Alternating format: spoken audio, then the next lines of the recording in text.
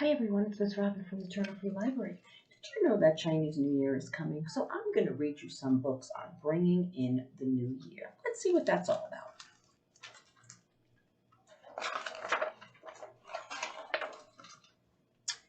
Is the new year coming? I hope so. We try to welcome it in. So Zai Zai sweeps the old year out of the house. And Baba hangs the spring happiness poems. Mama makes the get-rich dumplings. Yum, I love dumplings. And Mai gets a fresh haircut. She's going to look so pretty. And I put on my new queso dress for the New Year feast. Now will the new year come?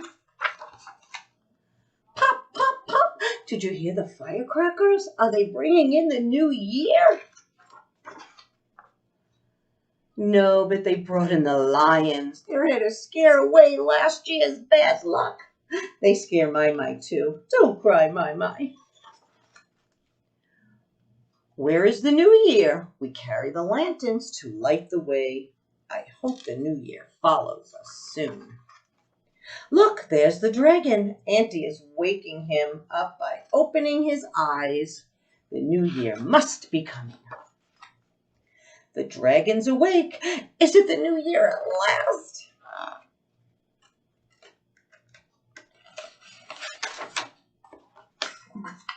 Yes, hooray! The new year is here. Happy New Year, everyone. That was a really good book. I have another one for you called Chelsea's Chinese New Year. I see a dragon in this book as well. See what happens for Chinese New Year. Chapter 1. Getting ready. Hi, I'm Chelsea. My family is getting ready for a big holiday. It's called Chinese New Year. Dad said it's China's most important holiday. Some people celebrate it in the United States too, like me. We sure are busy right now. We're cleaning last year's bad luck out of our house. Then we're going to buy some new red clothes. Dad said red is good luck.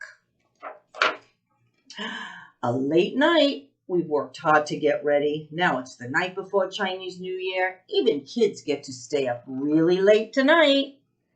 Last year I fell asleep too early. This year I want to stay awake for all the fun. We're at my grandparents' house for this big night. There are uncles and aunts and cousins everywhere. We talk and play games. All of this laughing helps me keep my eyes open. We have a big feast. There's fish and lots of other food. Then everybody makes dumplings. They're like little cooked pillows with yummy stuff inside. I love dumplings. I can't wait to eat them at midnight. Boom! Pop! Firecrackers snap. Fireworks light the sky. It's midnight. Chinese New Year is here and I'm still awake. Still more fun. I finally fall asleep. In the morning, Mom and Dad give me a red envelope. Money falls out when I open it. Chinese New Year really is a lucky time. Chinese New Year doesn't stop after one day. We keep celebrating. We wear our new clothes. We take presents to friends and family, and we try to be very good. This starts the new year out right. Now there's going to be a parade. Chinese New Year ends with a big parade. My favorite part is the dragon. Dad says dragons are lucky too. I guess Chinese New Year is finally over, but I have enough luck to last until next year. Wow, so we learned a lot about Chinese New Year. So people wear red because it means good luck. And you get this little red envelope and there's money inside. That is very cool. And I guess you get to spend it on whatever you like. And then there's the dragon. And even though people think dragons are scary, I guess they bring good luck. Okay, I have one other. Oh, and let you know that this is the year of the ox. The Chinese New Year. Every year, it's a different Zodiac sign. And this year, it's the year of the ox. So maybe we'll read it. The year of the ox.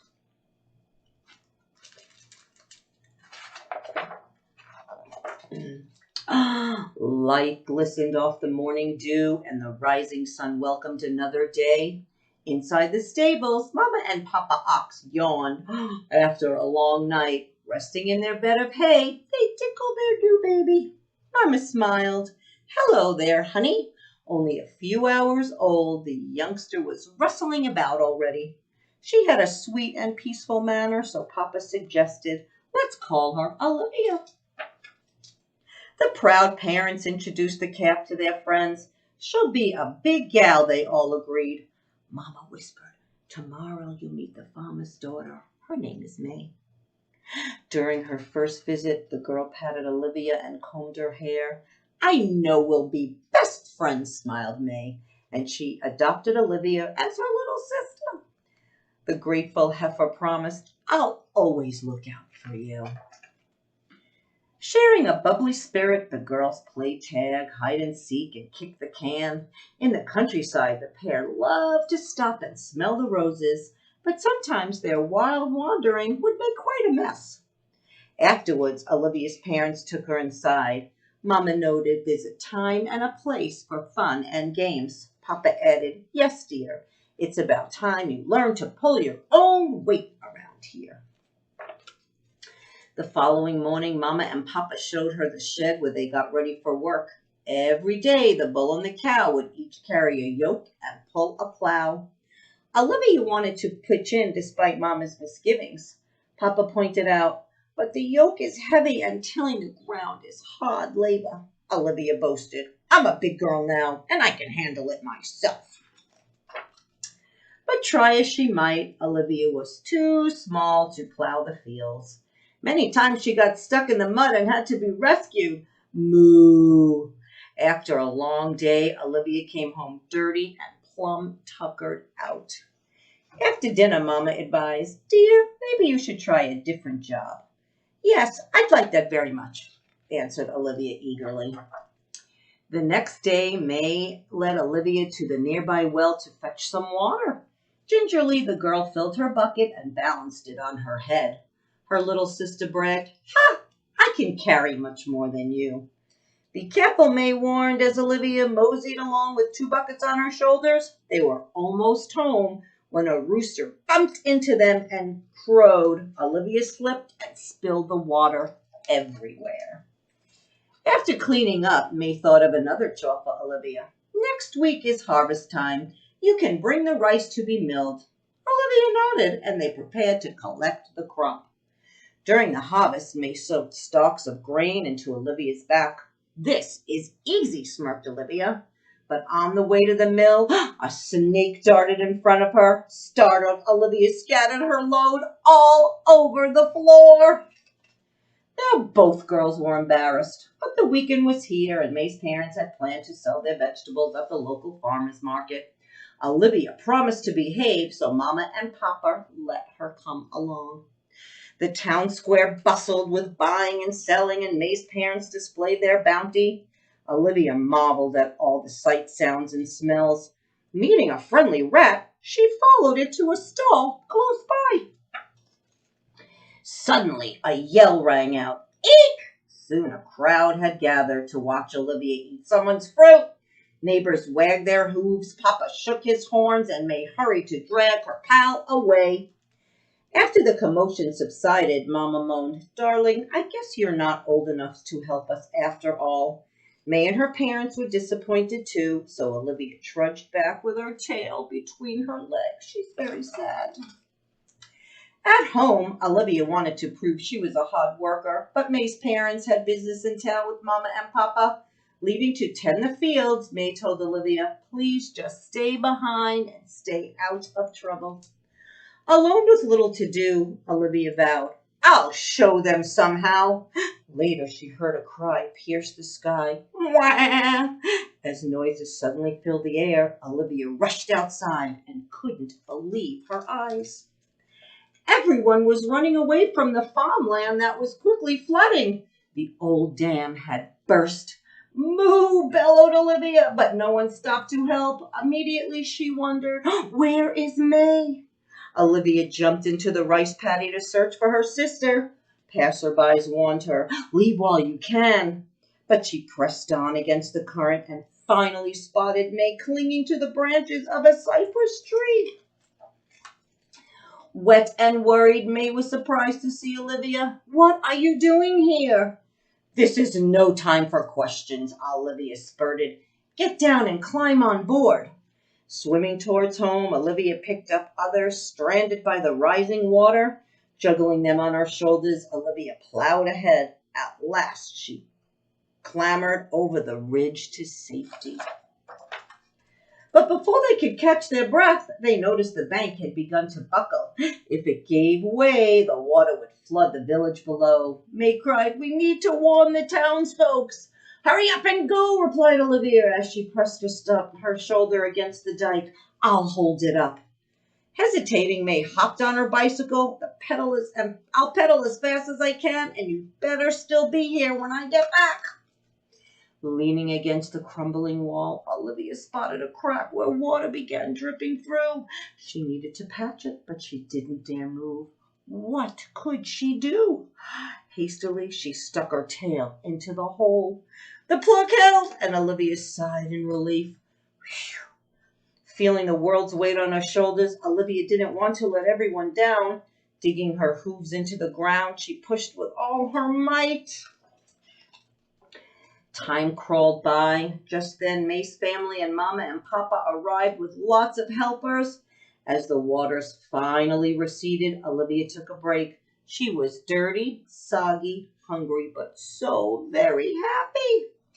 May hugged Olivia. "Thanks for coming back for me." Olivia blushed. "I know you do the same." Joyfully, Mama and Papa remarked, "You two are the bravest girls in the whole world." Soon life returned to normal, and Olivia and May played their games and roamed about as before. Their parents watched how they were growing up, both hungry for adventure and strong-willed. The sisters loved each other heart and soul. May knew that Olivia was there for her when it counted, and everyone around will remember that this was a marvelous year of the ox. So, this year, like I said, it's the year of the ox. I'm going to read you one more story, and it's called Max Celebrates Chinese New Year. Let's see what happens with Max.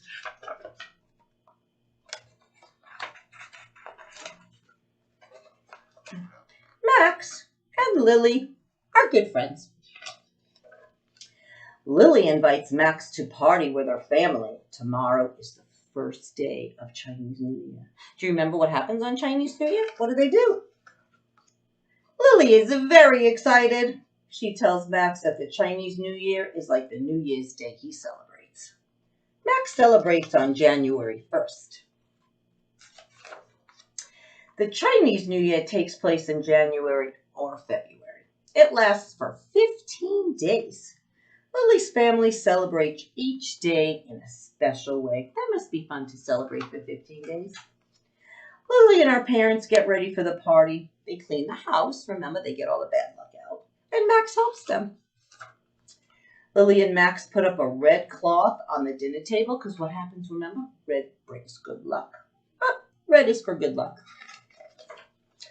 Lily puts flowers on the table. Flowers are for happiness. Everybody loves flowers. And Max puts oranges on the table. Oranges, too, are for good luck. I didn't know that. The next day, Lily, her parents, and Max wear new clothes for the Chinese New Year. They eat sweet rice, they eat cookies, and sweet candy, too. Sounds delish. Lily and Max have a lot of fun watching the dragon parade. That dragon gets around. Max wants to celebrate the Chinese New Year with Lily every year. Max and Lily are good friends. So I wonder, do you guys celebrate holidays with your friends? Because celebrating together is a lot of fun. Well, I really hope that you enjoyed all the Chinese New Year stories, and that if you celebrate, you have a great, great celebration with your family and your friends. And Miss Robin will see you next time. And don't forget,